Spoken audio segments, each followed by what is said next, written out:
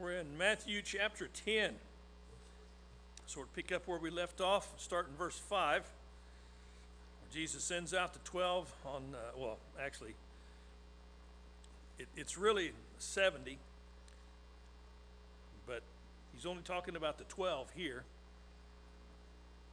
And where are they going to go? Where does he send them? Where's that? Israel, but how does Jesus refer to them? Lost sheep of the house of Israel. I thought if anybody was going to be saved sheep, it would be the Israelites. Wonder why he refers to them as lost sheep of the house of Israel. Okay, at this point, some of them don't. That's what they're going out to do. But even if they haven't heard about him, he still refers to them as lost sheep of the house of Israel. So that's the limited commission. That's the only ones they're going to. He says in verse 5, don't go in the way of the Gentiles. Don't enter any city of the Samaritans. Just go to your fellow brother Israelites. And this is what you do. Verse 7, you preach. What are they going to preach? Kingdom of heaven is at hand. What does it mean for something to be at hand? It's close. It's right there. There are those who preach that the kingdom was not established in the days of Jesus and his apostles, but that it was thwarted by his crucifixion, and it will be established later when he returns. That's pretty common teaching among a lot of premillennial folks. But Jesus says the kingdom is at hand. This is from, it's not from Daniel, but Daniel gave us a word on this too. The kingdom is from God. And God's plan is the one that's set, and he just revealed part of it to Daniel. And Daniel, when he gave the vision, or the interpretation of the vision that Nebuchadnezzar had about the kingdom being established in the days of Rome, he said, the dream is certain, the interpretation is sure. There's no question about this. So Jesus says it's at hand. But as they go preaching that message, he says in verse 8, heal the sick. How?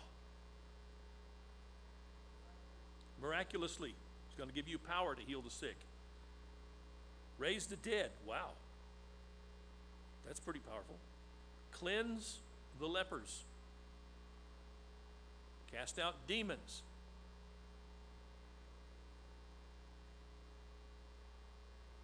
Later on, he's going to say, verse 16, I send you out as sheep in the midst of wolves. Be shrewd as serpents and innocent as doves. Beware of men. They'll hand you over to the courts and scourge you in their synagogues. You'll be brought before governors and kings for my sake as a testimony to them and to the Gentiles.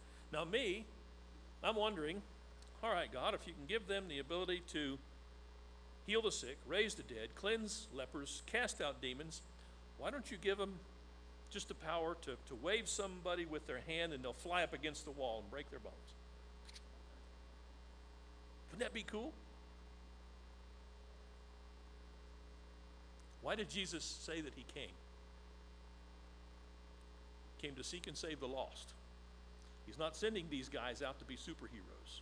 He's sending these guys out to preach the gospel in preparation for the kingdom. And it's not a kingdom of this earth. If it was a kingdom of this earth, that's the kind of thing he would have probably enabled them to do. Just smack people, turn them blind. Everybody will know you're from God because you're going to have that kind of power. That's not what he did. Dayton?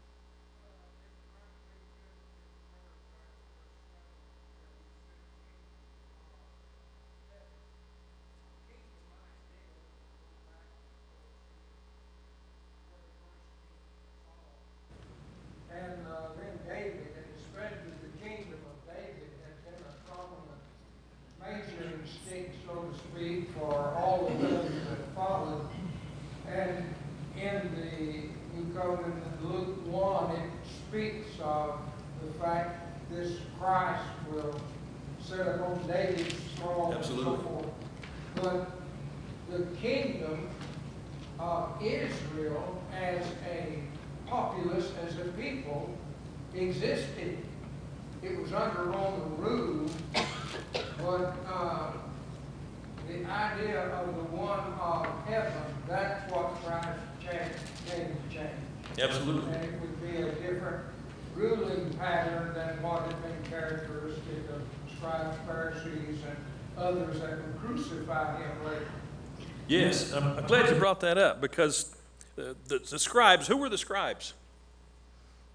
What was the job of a scribe? He wrote the law. He was a writer, and that's what they wrote. They wrote the law. Pharisees, religious sect, we're talking about people who were the spiritual leaders of Israel, who gave Jesus the most trouble. So when he says the lost sheep of the house of Israel, I'm thinking about these kind of people. And he sends them out to the lost sheep of the house of Israel, and he says, now this is what's going to happen when you go out.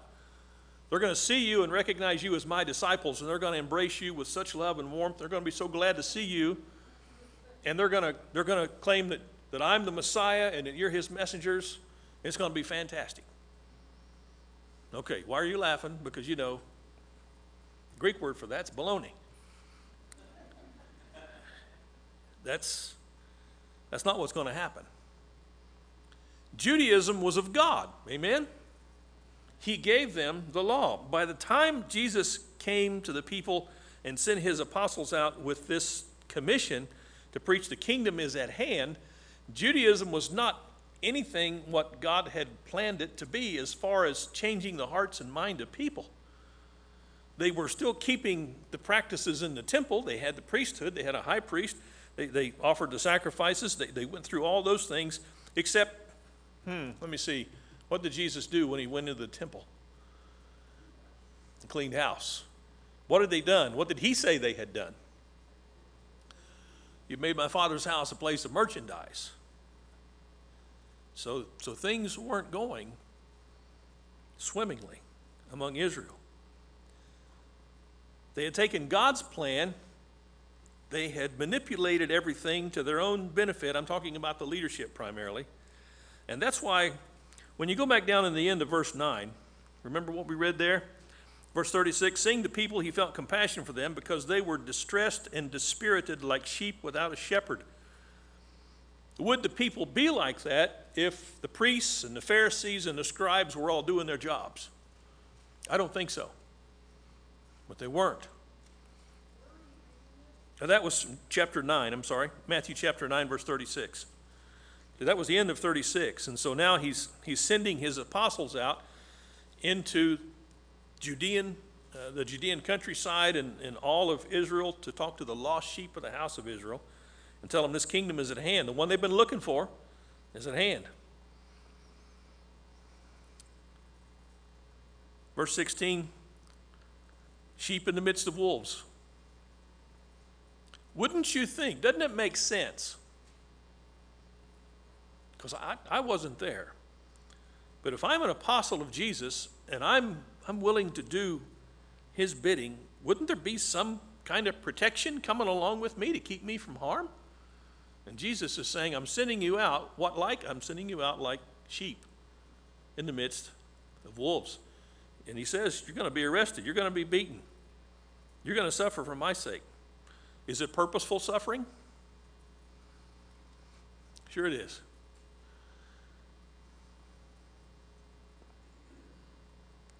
Have we been sent out? We have been sent out. What's going to happen to us? Same thing. It's happening today. If you get loud enough, if your voice is heard, and you start standing up for what's right and saying things that are right in a culture that doesn't necessarily want to hear what's right, you'll be persecuted for it. Yes? It's probably about a year ago in the Christian Chronicle, there was an article on abuse of Christians around the world. And I cannot remember whether this was 300 a week or 300 a month. But there were approximately 300, probably a month or so, Christians that are killed every month around the world. It's more than I would have imagined. I read a similar statistic, and I went, really? And I had to go back and read it again, like you're saying, to see if there's really that many. But there's a lot of persecution going on of Christians. We think we're persecuted when somebody says something bad about us or calls us a name. Hey, nobody's coming into my house and taking my stuff. Nobody's throwing me in prison. Nobody's killing me or raiding church houses. like it's happening in other parts of the world, churches being burnt to the ground. And they may not be Christians in the same sense that we think of ourselves as Christians, but they are people who call on the name of Christ. And because those cultures see them as representing Christ, they are persecuted simply for that. 900,000 in Syria during the war were Christians killed. And I read something also, I haven't checked this out, but the source that I read was pretty reliable, that the powers that be do not define Christians as refugees. So if you're looking at refugees in the world, Christians generally are not counted within those numbers. Isn't that interesting? But what would we expect in the world? Because we think in terms of, oh, it's that government, it's this government. It is, but who's behind everything that's against God? Peter wrote that he was like a roaring lion, going about seeking whom he may devour. Paul wrote about doctrines of demons. I don't think the doctrines of demons are simply the doctrines that we hear sometimes in Bible studies that are antithetical to actual Christianity. I think there are doctrines of demons in political entities, in powers that are out there. If you start looking at some of the political discussion in the world today, it's not like, I wish there was a clean line between religion and political discourse in our country, but there's not. So much of what's taking place in political discourse today is based in lies, pure lies. And we need to be aware of those lies so we can combat those lies when they come up, because they will come up. I've been having a discussion on Facebook this week with some young people. And all you have to do is read what they say, and you can tell they've been listening to other people because they don't even know what you're talking about. What's the definition of a Nazi? I mean, something just as clear and simple as that. And young people who haven't even done anything in life yet are telling me, Mr. Kessler, I don't think you know what a Nazi is. Ooh, ooh, ooh. Remember Horseshack? Ooh. I wrote, I said, hey, my dad fought the Nazis. He spent the last 3 years of World War II in a POW camp. He came home to raise me.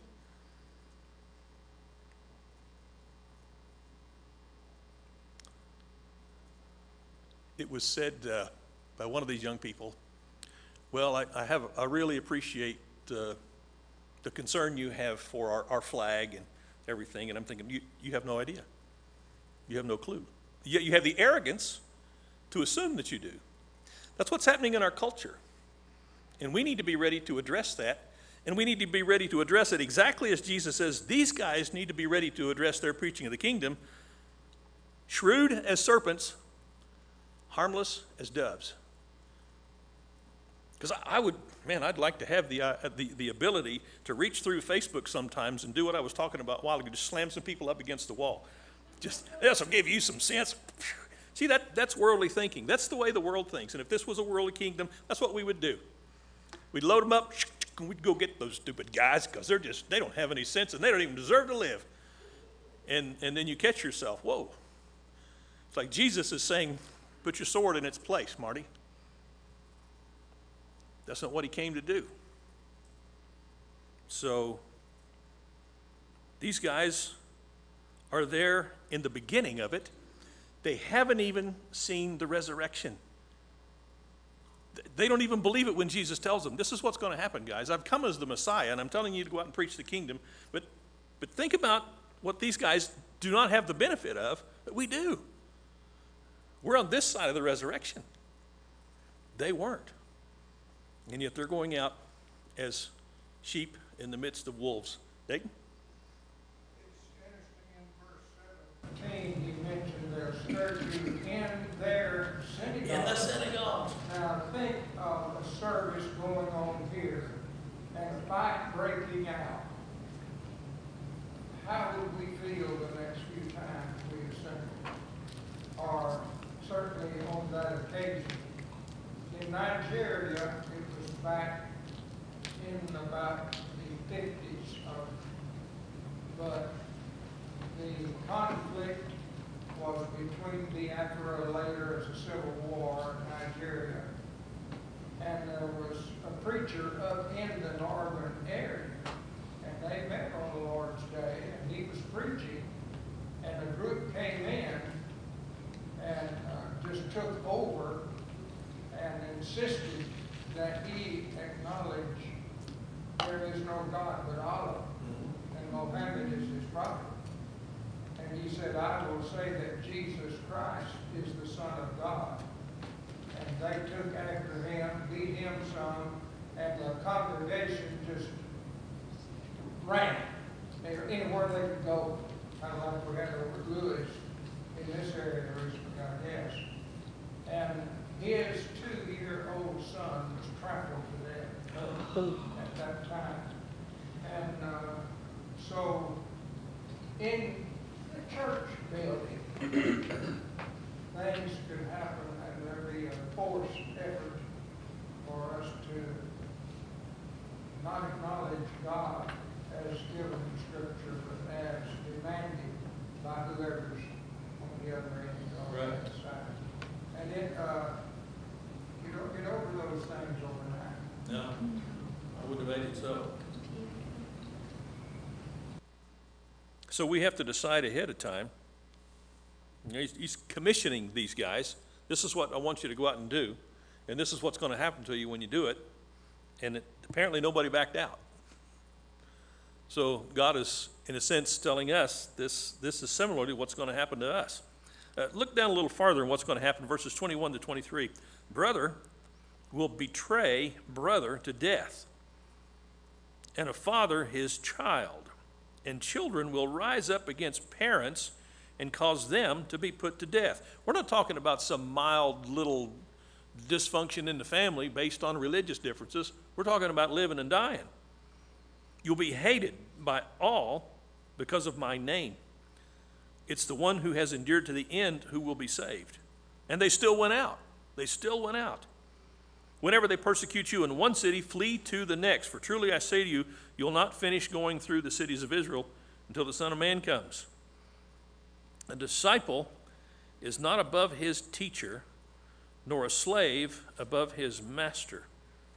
It is enough for the disciple that he become like his teacher and the slave like his master. If they've called the head of the house Beelzebub, how much more will they malign the members of his household? What's that mean?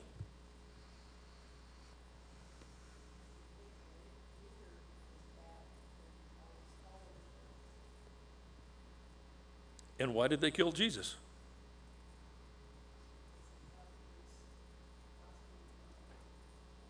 Okay, is that really why? Even Pilate saw it. Why did they hand him over according to Pilate? Jealousy. Exactly. That was his whole purpose, was to destroy the Jewish religion. There was no huddle. Fulfill it, but in their eyes, Yeah. destroy. For them to destroy what they had set up. They had a good gig going, man. We're the power here. We can say whatever we want. You know, the Romans will listen to us.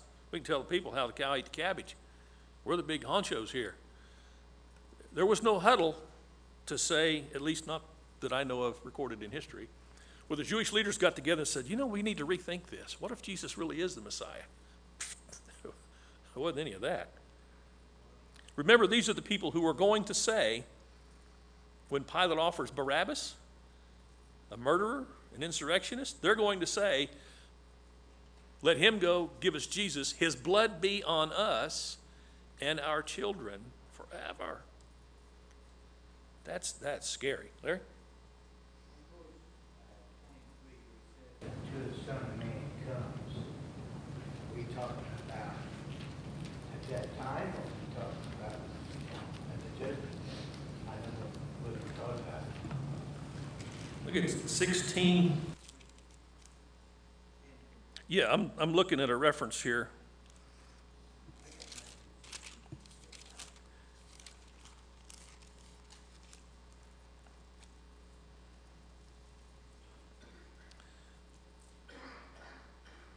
Back up in 24, Jesus said to his disciples, if anyone wishes to come after me, he must deny himself and take up his cross and follow me.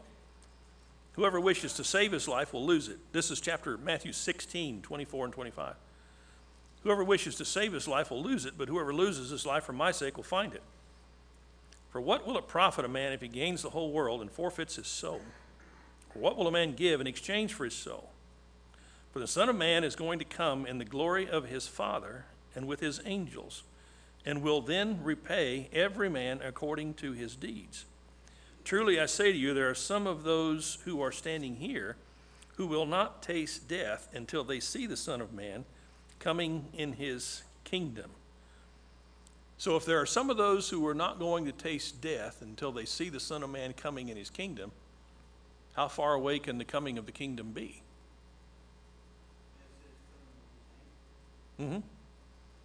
His ministers. So what happens to us, we think about the coming of Jesus in two ways. The incarnation, Christ came in the flesh, and he's coming back in judgment. But when you read back through the history that God provides, especially in the Old Testament, he came several times. He's coming in judgment. Well, one of my favorites is Isaiah 19. It's coming in judgment on Egypt. And the reason I like what he says in Isaiah 19 is because it says he's coming on a swift cloud. The oracle concerning Egypt. Behold, the Lord's riding on a swift cloud and is about to come to Egypt. Had he come to Egypt before? He came on Egypt when Moses was there. He came in the 10 plagues. When God comes for judgment, it's kind of like when parents or grandparents will say, don't make me come in there. You know what's going to happen when you go in. If you're doing your job, there's going to be some discipline. It's not going to be fun for whoever's in there if they make you come in there, and God has come in judgment several times. This particular coming, as I understand it, is the establishment of the kingdom. And it was, so to speak, ushered in by the destruction of Jerusalem in AD 70. The church was established in AD 33. Yes, go ahead. Is because it says somewhere, I think by Paul, that the gospel has been preached to all the world. So Yes, you that's have to Colossians. be correct in your analysis that he would have to come, I guess. There's two passages in the first chapter of Colossians where Paul says that the gospel's been preached to the whole world. And that letter was written, as far as we know, just prior to AD 70. So the gospel had come. Jesus had predicted that. He would say this later in chapter 24. But he's saying it here again, that the kingdom's coming. The Son of Man is coming. So he's coming in the flesh, or he came in the flesh. He's coming to establish the church. He's coming in judgment. And there were other comings. Did I see it? Dayton, did you have a hand? That's what I was just going to emphasize. Okay. The expression before the Son of Man comes, simply an expression of some judgment he enacts. And in that regard, he has come a number of times. We've kind of coined the idea of the second coming of Christ as it pertains to when he was born, I guess, in Bethlehem of Judea. That was a coming. Right. But there are comings in between and after. Before he will come in ultimate judgment, and that's when it mentions, and it's the only place I know where it mentions that he's coming with his angels. Now at that time, it will be the 2 Peter 3, heaven and earth's going to pass away. Right. Now, I used to say second coming, but I don't say second coming anymore. I say final coming, because of this very fact that there have been many comings. Good question, Larry. Did you get an answer? Yes. All right. I wasn't going to ask if you got a good answer. I just. Oh, well, catch me later. And that was why I was raising my hand. It says, you will not finish going through the cities of Israel until the Son of Man comes. Okay. Is he talking about right then, that they won't finish before he dies and then comes back and then is raised from the dead? I'm not sure about his statement about not finishing going through the cities of Israel, if that's a statement about not totally evangelizing, but it seems, when you look at that Colossians passage, Colossians chapter 1, the gospel's gone into the whole world. Maybe he's talking about the individual cities that don't accept it. I really don't know. I don't have an answer for that.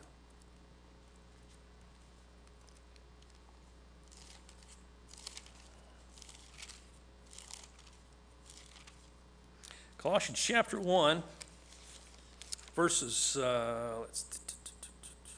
5 and 6. Because of the hope laid up for you in heaven, of which you previously heard in the word of truth, the gospel, which has come to you just as in all the world. So there's one statement that the gospel has come to all the world. And then again in verse 23, if indeed you continue in the faith firmly established and steadfast and not moved away from the hope of the gospel that you've heard, which was proclaimed in all creation under heaven, and of which I, Paul, was made a minister. So at this point, Paul is making the claim that the gospel's gone out to the whole world. Did it go to China? I'm not sure. Did it go to India? Whatever the context God intended, that context has taken place there. And I'm not sure about the statement in verse 23 about you will not finish going through the cities of Israel until the Son of Man comes. So we'll table that. Will.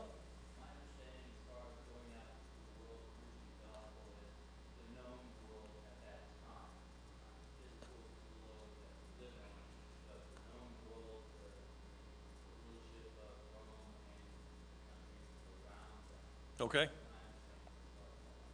Or maybe the intent was not to have covered the whole world, but it's gone out into the whole world.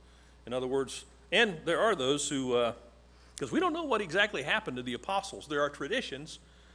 Who's the one that went to India? Was it Thomas? Is traditionally went to as far as India. So maybe they went even farther than that. And maybe those that heard the gospel there took it even farther. I don't know. Bud? Very well could mean in the progress of time that it's in the progress of doing that.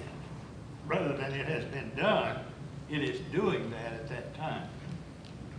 The thing that would catch me on that is he's not talking about all cities, but he's talking about through the cities of Israel till the Son of Man comes. So, any other observations about that? Commentary. Okay. Verse 26. Therefore don't fear them. There's nothing concealed that won't be revealed or hidden that won't be known. What I'm telling you in the darkness, what are you supposed to do with it? Speak it in the light. What you hear whispered in your ear, what do you do with that? Proclaim it on the housetops. And then he says this, I love this. Do not fear those who kill the body. Now, why would he say that? Why would he say that? People might die. Yeah, Stephen died. James died, got his head cut off with the sword. People were persecuted to death. How many did Saul kill in his persecution?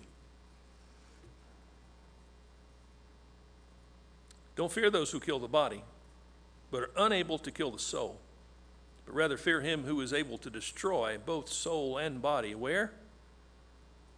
In hell. Sometimes, especially in the King James, we'll see the word hell, but it's really the word Hades, and Hades is the unseen realm of the dead. This is not Hades. This is Gehenna. This is the eternal place of fiery torment. So he says, look past what's in this world, which is what he came to establish, a kingdom that is not of this world, a kingdom that transcends this world. God is transcendent, and if we are part of God, we belong to a kingdom that it really doesn't have anything to do with this world. This world fell. It's like picture it like a jumbo jet on fire, and it's diving towards the Death Valley. That's a good place to dive towards if you're in an airplane on fire. Death Valley, yeah, I like that. So God says, we got to do something. Jesus, I'll go. It's going to cost me my life, but I'll go. And so he gets on the plane, and he's trying to talk everybody into putting on these parachutes and jumping out. And some people say, yeah, give me a parachute. And other people, I'm not jumping out. I get killed in that parachute. It's like, I'm staying with the plane. I like it here. They got peanuts. So that's a dumb illustration, but it's kind of like that. Because the whole point is not to save the airplane. The airplane's going down in flames. The point is to get as many people out of it who are willing to put their faith in the guy who comes and says, here's a parachute. And we say, oh, I'll do that. I'll do that. I'll put my faith in Jesus.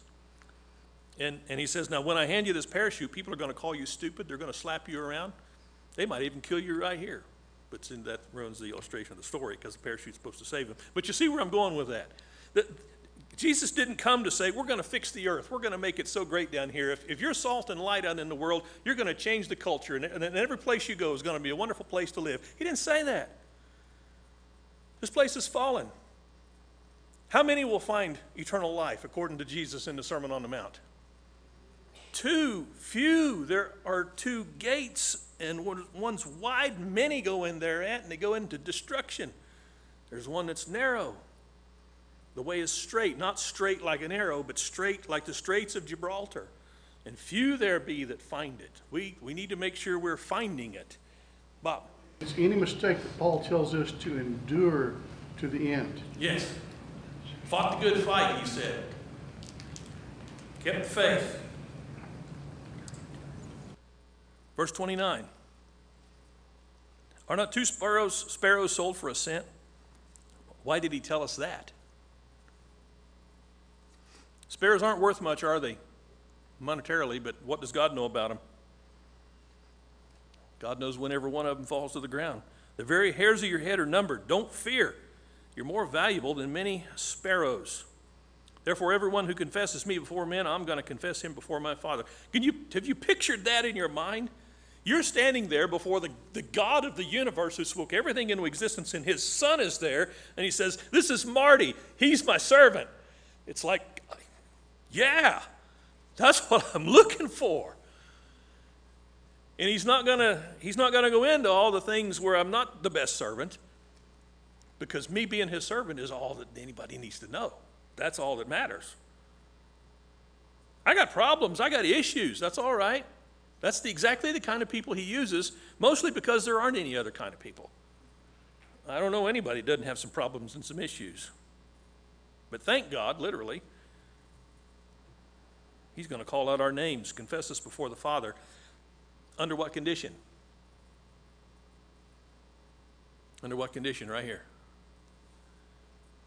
If we confess the Father, confess Jesus before men. That's the condition. Because when it comes right down to it, we might start to think, if somebody puts a gun to our head and wants to kill us because we're a Christian, we might think, well, you know, God doesn't want me to die. Do not fear those who kill the body.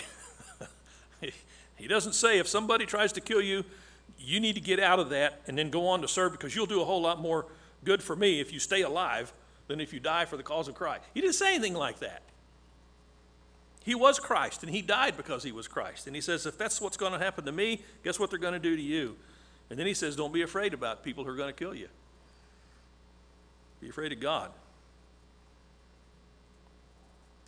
Don't think, verse 34,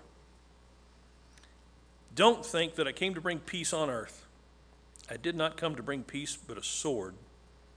Now, does that seem like it contradicts anything in Scripture? What did the angels say when Jesus was born? Now, Luke doesn't say that they sang it. He says they said it. Peace on earth, goodwill towards men. So, yes or no, did Jesus come to bring peace, or did he come to bring a sword? And the answer is yes. Who was it? Was it Ulysses S. Grant that said sometimes the only way to peace is through war? And all we have to do is look back a little ways in history and we'll find out that's absolutely true. What would have happened if in World War II if we'd have said, oh, we're going to stay out of this fight? We'd either be speaking Japanese or German, if we even existed right now. But now there's peace. At least there was peace after the war, because a war had to be fought. When you take the gospel into the world and it's rejected, you didn't cause that. You're not causing the problem. The sin is the problem. The gospel is the only antidote. The truth is the only antidote. Nothing else will set the world free. So when we go into the world with the truth and we're rejected, don't listen to people that say you're causing problems because you're bringing your religion into this. No. The religion of God is the only hope for the world, even if people reject it. A man's enemies are going to be those members of his own household. He who loves father or mother more than me is not worthy of me. Wait a minute, who's he talking to? Who's he talking about? What culture, what people? The Jews. If the Jews are going to behave like this towards Jesus, what's the rest of the world going to be like? We're in the rest of the world. We have had a heyday in this country since its inception. It has been fantastic to be Americans. That's changing. We ought to expect that kind of conflict, because if the devil wants to be anywhere, he wants to be where he can mess things up, where they're going halfway right. He's already got the rest of the world. I know that's a general statement, but you know what I'm saying, I think. Yes. Luke 22:51, he mentions that I came not to bring peace but division. I mention it simply because the heart of the teaching he gave among men was to draw men to unity and oneness. But here, he's looking at the human response and reaction, and it will invariably produce division. And the sobering part, and the most painful, emotionally area in your own family. And that's heavy. It is heavy. It is heavy. I came to bring division. It's the only time that I know in Scripture that he said that, but he said it in that context. The decision each one must make to take him or reject him. The division, however, had been pictured for us by John the Baptist in chapter 3 and verse 12. If you want to quickly look back there.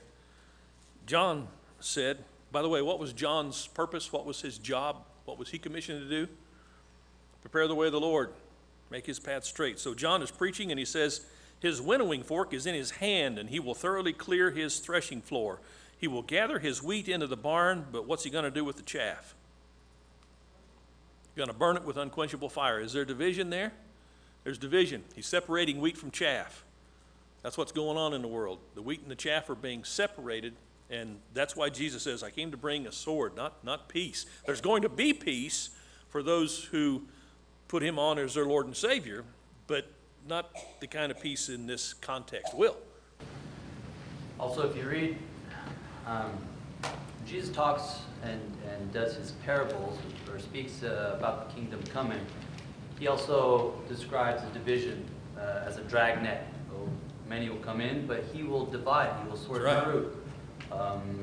That's one image. The other is the sheep and the goats. There has to be a division. There has to be a line between, believe one way, you believe another way.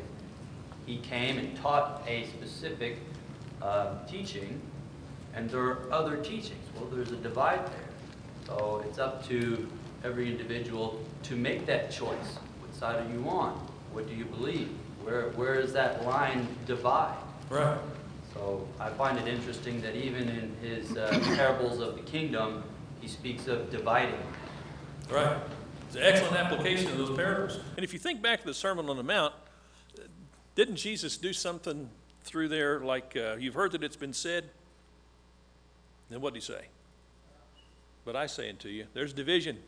You've heard that it's been said. There are some who say this and they stick to this, and they're going to stick to it so hard that they're going to kill me because I'm telling you what I say unto you. Because what I'm saying to you is different. What I'm saying to you is the truth. What I'm saying to you brings you up to a higher level, the level that God wants you to be on. But you've heard that it's been said, and what's been said is a level down here on the earth, where the will of God, the word of God, the law of God has been taken and made into something that is not of God any longer. There's division. PJ? What causes all the division, I think, and the way I figured it out, is because when Christ came, he forced everybody to pick a side.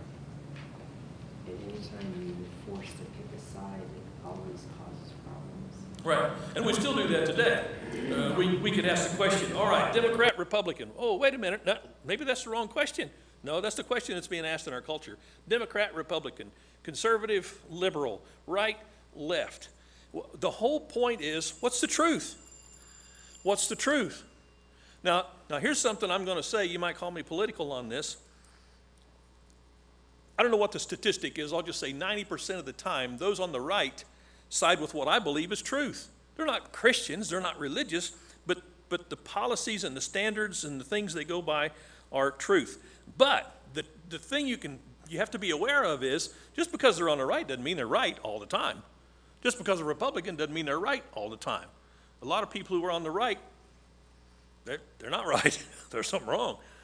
However, there are lines drawn, and we have to be able to distinguish and use discretion in our own culture. Because when the questions come up, what about the immigrants? What are we going to do? What about health care? Does everybody have a right to health care? Is that a moral issue? Yeah, we're going to make it a moral issue. What about abortion? When is a fetus to be considered as a human life?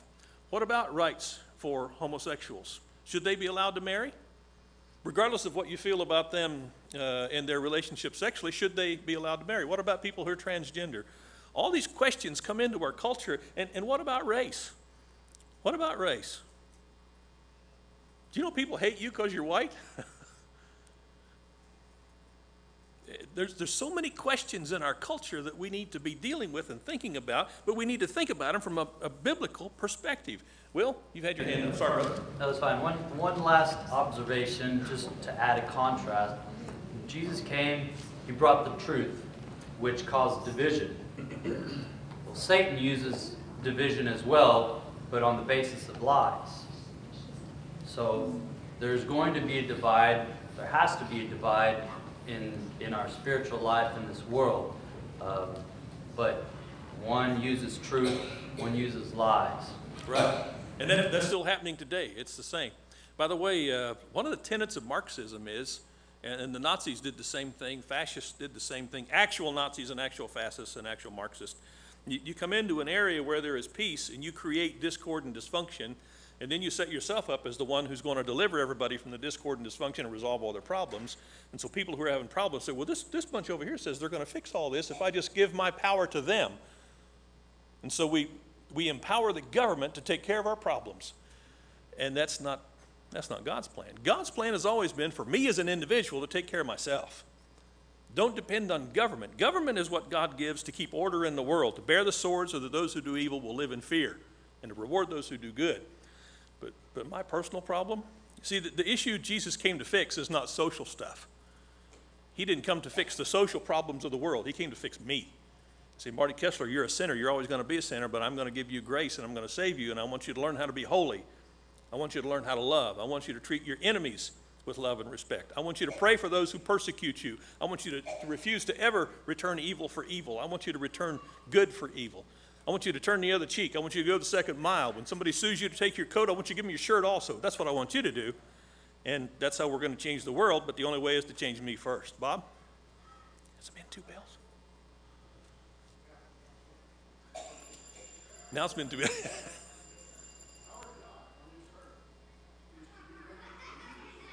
Yes.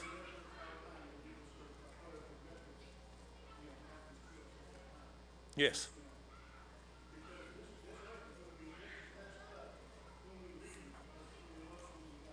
Right. Let me finish with an apology and an announcement to follow the apology. I do apologize. I inadvertently scheduled myself to be gone the next 2 Wednesday nights.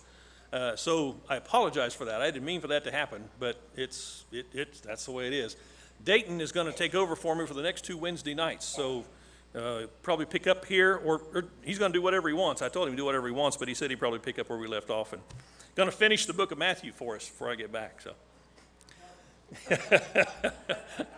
thank you all. I appreciate it.